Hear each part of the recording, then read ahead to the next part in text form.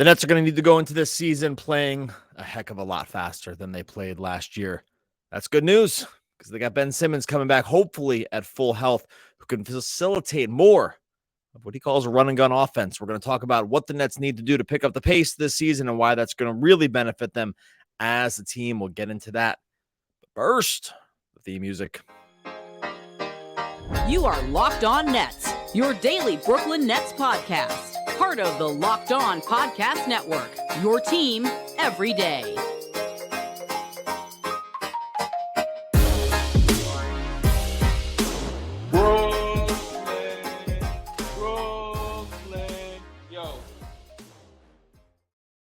All right, welcome back to the Locked On Nets podcast on the Locked On Podcast Network. It's your team, the Brooklyn Nets, every single day of the week as we ramp up toward the regular season. We're coming out of this weekend. We're heading into the weekend here on Friday.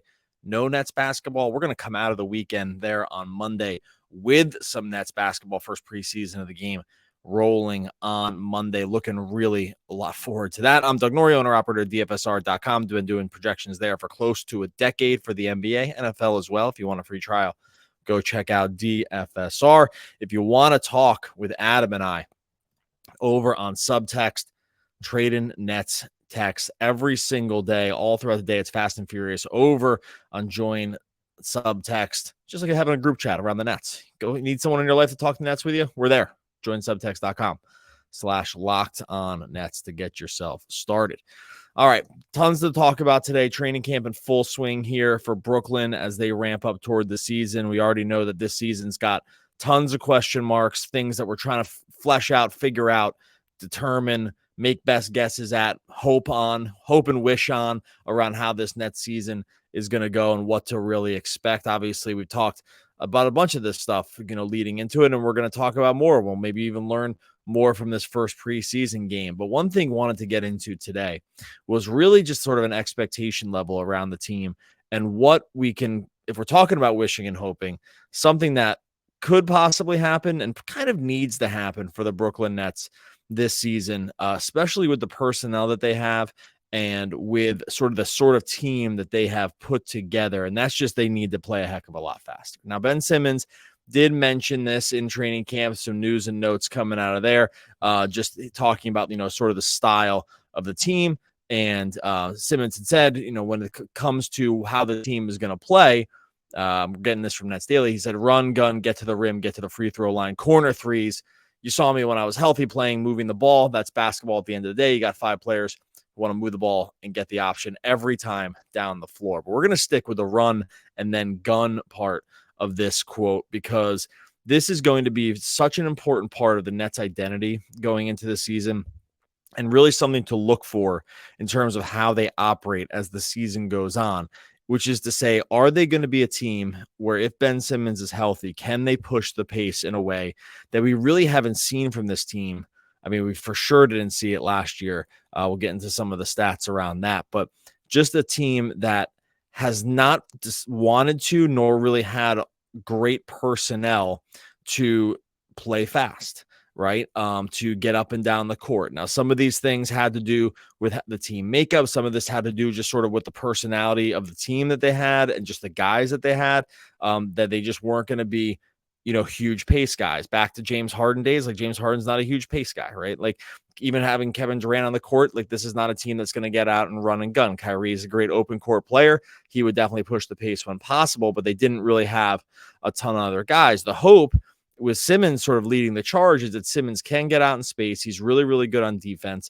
They can create havoc on the defensive end and hopefully get out in transition in a way that's going to be able to press the other team into one, like sort of retreating action, but also maybe mask some of what the Nets might lack in the half court this season. Like, where they might lack in half court offense, we might need to see them try to make it up along the margins by getting and just being a much quicker team and more athletic and just be out in space. And as Simmons said, get to the rim, but also find shooters and space the floor.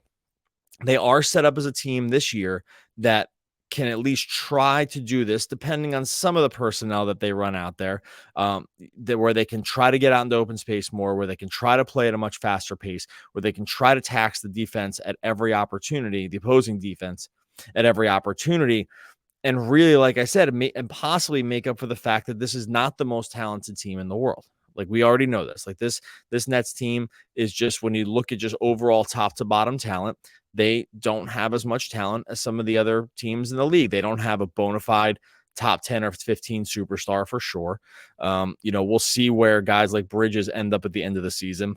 We'll see where Simmons ends up at the end of the season. Those are the only two guys you can see making big pushes into superstar, into that real upper echelon superstar stuff. And even that, you need to really squint and see it. So we're not talking about a team that's really just completely flush up and down the roster with talent. And it's not even like they're just super concentrated at talent at the top either. They are something of a grab bag right now in terms of how they're going to, what they're running out there from day one. Some of that's exciting. Some of that could be problematic. But if you're looking at a team where, if we're trying to find possible strengths of this team and things that they can do that can capitalize on the personnel they do have, you have to think that if Simmons is out there playing a full minutes load, that this team just has to be a much, much faster paced team this season. That is in his core skill set. He's not the greatest half court player, right? Because of just some deficiencies he has when it comes to obviously shooting and being able to tax defenses around the perimeter. Like, he's just not going to do that. But getting to the rim in his best days and in his most healthy days, that's something that Simmons could for sure do, and really take advantage of his size and athleticism over smaller defenders, over guys that were retreating. Like, even if you played sort of drop coverage against him, he could barrel his way down to the rim and be able to finish there. We did not see tons of it last season just because of health and possibly some other reasons, where it just looked not really right from day one. But if he's fully healthy, then yeah, man, the pace has to pick up this season. It just has to be a much faster team. They have to rank higher. We'll get into some of these ranks in a second. They have to just be ranked higher and faster than what we've seen from them in the past. And I think if all goes right, that is going to happen. They have a couple other guys on the roster that I think can help facilitate this as well. But really, when you look at this team, what we have to be able to see from this team, especially in preseason, and as the season goes on, with Simmons leading the charge, hopefully, is a team that is not just trying to, but it's demanded of them to play faster. It's demanded of them to get out in the open court. It's demanded of them to play at a breakneck speed, to take advantage even of like that. They might have some talent like further down on the bench where they can play longer rotations. But this has to be a team, man, that we just have to see the pace. Wait till you hear some of the numbers here too, because I'm sure you're probably aware of having watched the Nets for a while. But when you hear some of these pace numbers, it's like at times quasi alarming. But if you think Simmons is fully healthy going into the season, then he could be one of the guys that really starts to lead the charge in a different way. Going to talk about what to expect. Got to talk about, some of those pace numbers. Going to talk about why things could look different for the team going into the season. We'll talk about that in a second. First, got to tell you about our friends over at FanDuel. Snap into action this NFL season with FanDuel, America's #1 sportsbook right now. New customers get $200 in bonus bets guaranteed when you place a $5 bet. $200 in bonus bets, win or lose. If you're thinking about joining FanDuel, there's no better time to get in on the action. It's just super easy. The apps couldn't be any easier to use, by the way. And they have everything. I mean, spreads, player props, over-unders, so much more. You can grab plus 50,000 right now on Ben Simmons to win the MVP, folks. It's all there for you on FanDuel. Visit FanDuel.com/lockedon. Kick off the NFL season, NBA season right around the corner as well. FanDuel, official partner of the NFL. All right, those aforementioned pace numbers that we wanted to talk about. So the Nets last season were slow, baby. So slow. I mean, crawling down the highway in the right lane, kind of slow. It was frustrating at times to watch. There was times where we were sort of begging for it to be different, sort of knowing that it really wasn't going to be different just because that's just not the personnel they had. We'll go into some of the reasoning why, but this was just not a team that it just wasn't a team that, was built to play fast. And guess what? They didn't play fast. Like that just was the case. So if you look at after the trade deadline, if you're trying to just like formulate an opinion based on like where the team was in the new iteration of it, right? Like the team that we saw with Mikal Bridges and Cam Johnson and Spencer Dinwiddie and basically the guys. And this is essentially after Ben Simmons is out of the mix too. Because if you remember, Simmons stops playing February 15th is his last game of the season, right? So I think that's a good place it's really kind of like the perfect place to start when you're looking at how the team was going to play. Because I think, it shows you that it was without Simmons here, and it was with all, some of the core personnel that they have. So if you look at the pace numbers from February, I went from February 10th on, which that's right around the trade deadline. That's when those guys started playing. The Nets ranked 24th in pace, right? So they at 97.88. I mean, that only, 24th. There's only 6 teams that end up being slower than that. Now, some of those teams were really good. So playing slow doesn't always mean that you're a bad team. I mean, the Nuggets were right below them in pace, right? The Nuggets went on to win the NBA championship. So slow doesn't always necessarily mean bad. By the way, the Heat played 29th. Now,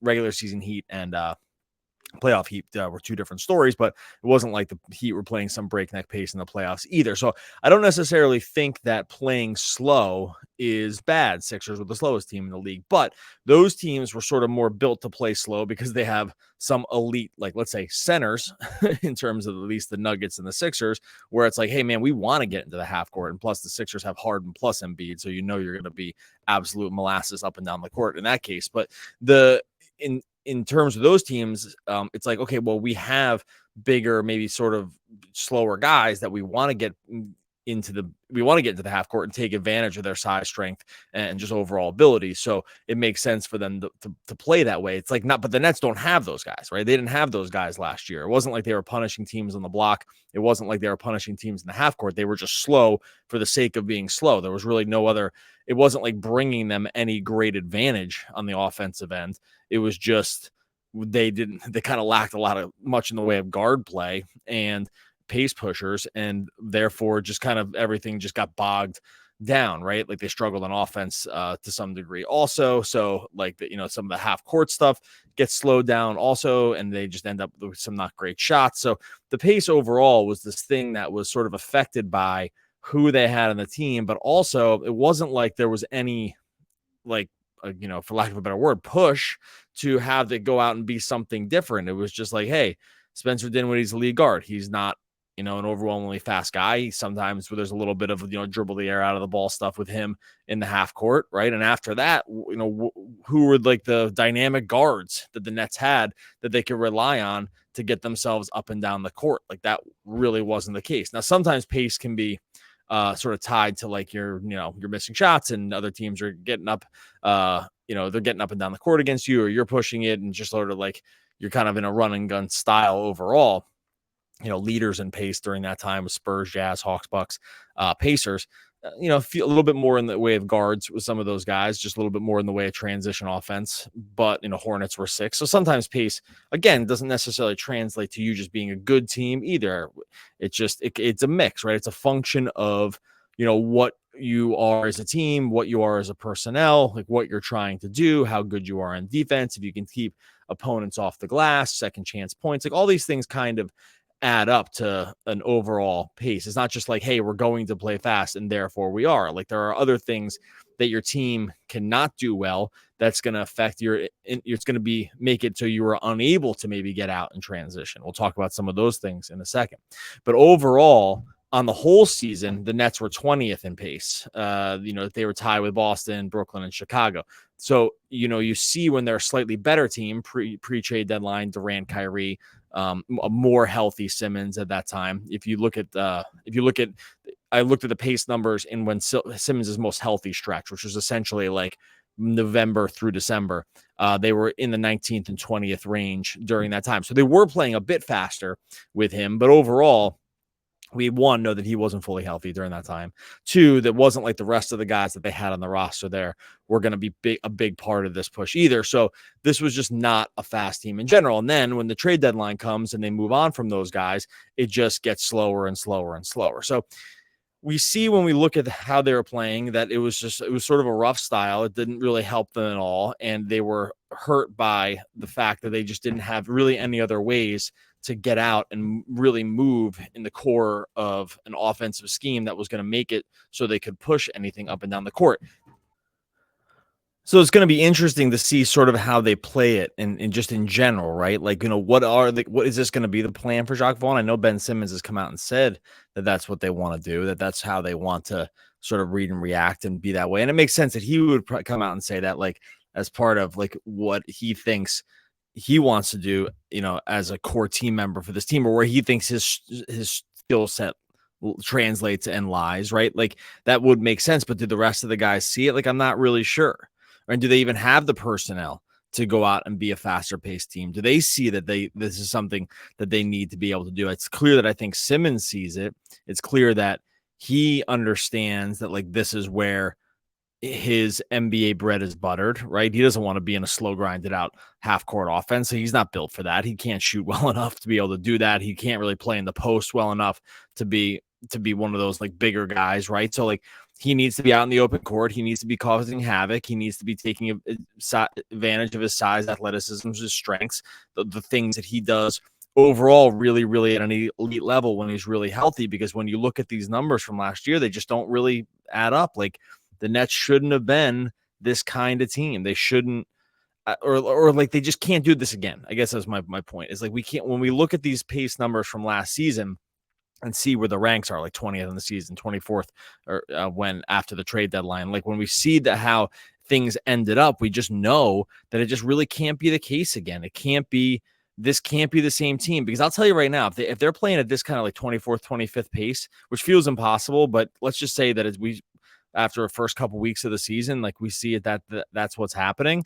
It's going to be brutal, man. Like, we're going to be, I mean, I don't really have any hair left, but if you out there that have the hair, you're going to be ripping it out for sure. You're going to end up like me. You're going to be looking like this dome, where it's just like, the grass has seen thicker days. It's just not going to be a fun brand of basketball to watch, because they're just really not built to be able to do it. We'll talk about some of the other guys in the lineup that could help kind of put this thing all together when it's all said and done. Guys that, if you're just kind of starting to dream and believe on the fact that they could, get out there and play a little faster, they have a couple of guys on the roster where we could see that be the case.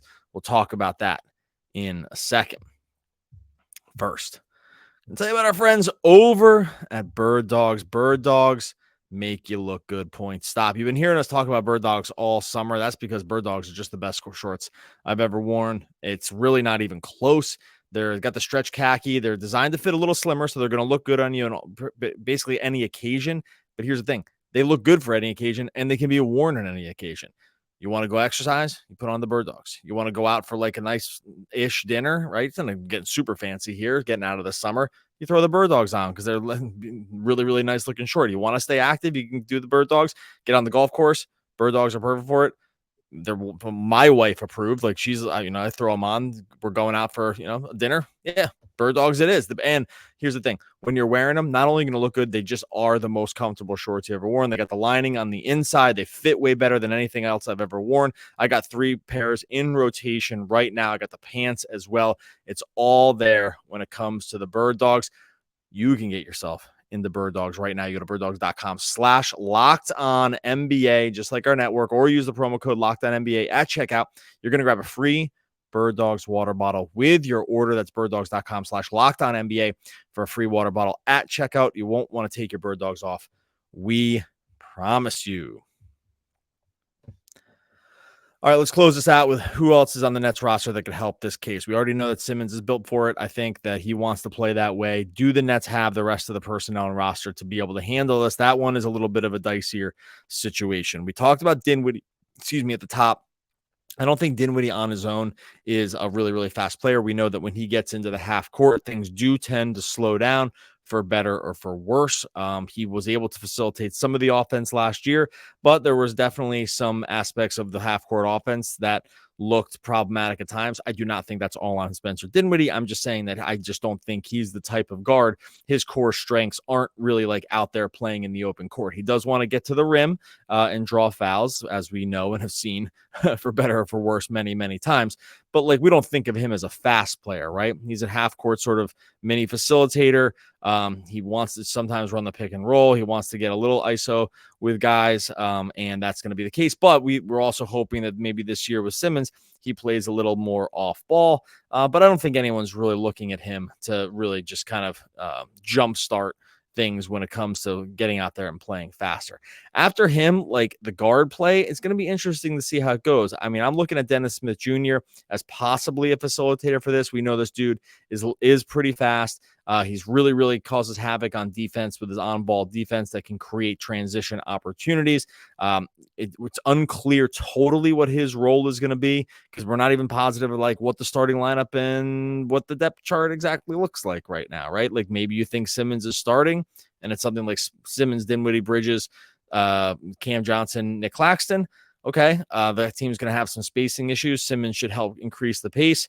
That theoretically would push DFS to the bench. Like, who's coming in as a first guard off the bench?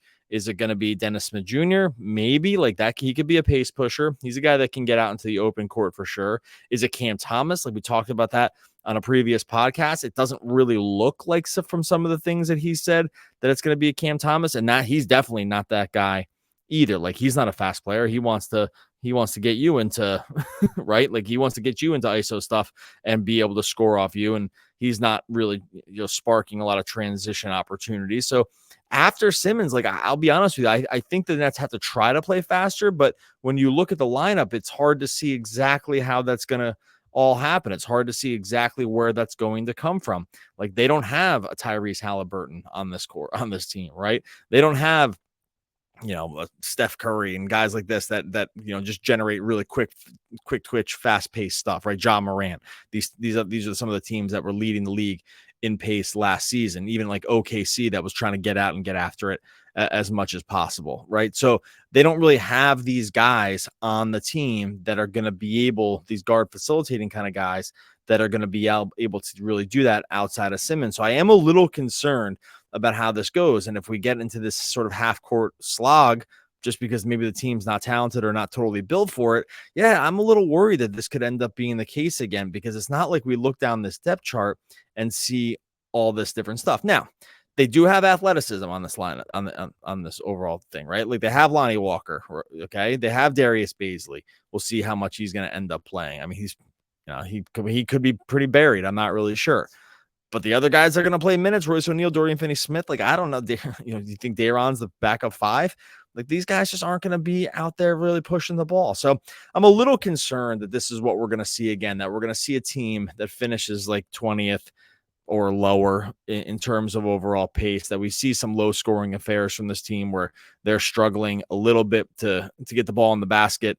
I think they're going to be good on defense, so that's going to help them. And actually, one thing I didn't get into is that one thing that kind of hurts their ability at times to play a little bit faster in transition is that while I do think they were sometimes good at generating turnovers, we saw the second chance opportunities were just brutal for them last year. Like the Nets' ability to rebound defensively was so bad. The second chance points from other teams really slowed down their ability to get out in transition, like off of misses or off of or steals, or specifically misses when it comes to the rebounding. And that's a problem too with your pace too, because then, the other team makes it. This is just basically obvious stuff. The other team makes it and they're able to just go back and reset their defense because it's easier to do that off a make, right? Like the ball has to be inbounded.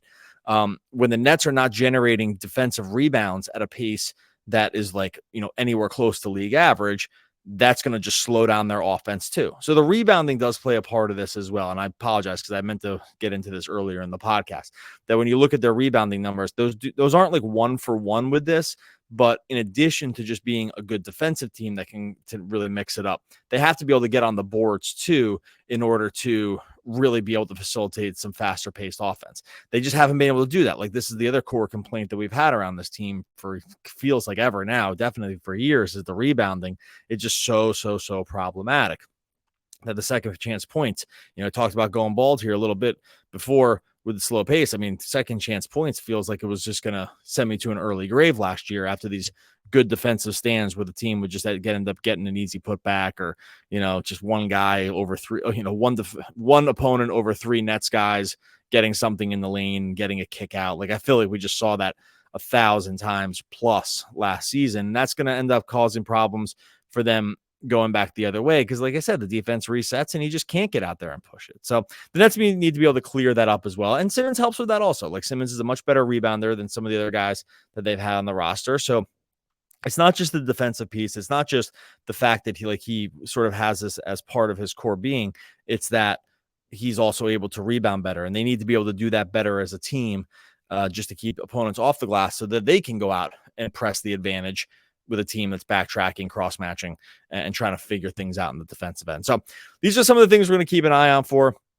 I don't know, I don't think it's all going to get sorted out on Monday for the preseason. Obviously, preseason games, as we've seen, it's limited minutes for the starters. Maybe you get a little bit of an idea what the coach is thinking, and I think we will get some idea when it comes to what we see from Jacques Vaughn. I don't think it's going to definitely tell the whole story, but this is going to be something that we're going to have to watch out for over the course of the season. We just got to keep an eye on what this team is doing and how they are just trying to make up for an overall possible lack of talent and playing into the things that some of their better players do the best. And one of those things is going to be seeing how Simmons is able to press the advantages that he has had in the past with his skill set and really press it onto the opponent. So we'll take a look at that. Hopefully the pace picks up for the Nets this season.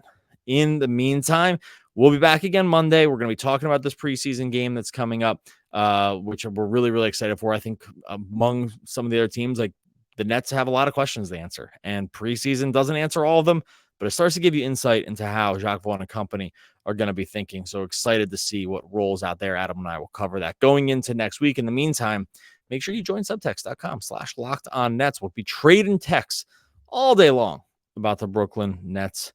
Go scratch that itch, baby. We're talking about the Nets all day long. You could be doing it too. Join subtext.com/lockedonnets. I always get to this part of the podcast remembering that Adam likes to pull out the quotes from the great American poets. I'm never, ever, ever remembering that I need to grab a quote to end the podcast. So as I say, Adam Armbrecht, one of the all-time great poets. We'll be back again next week talking more Brooklyn Nets basketball.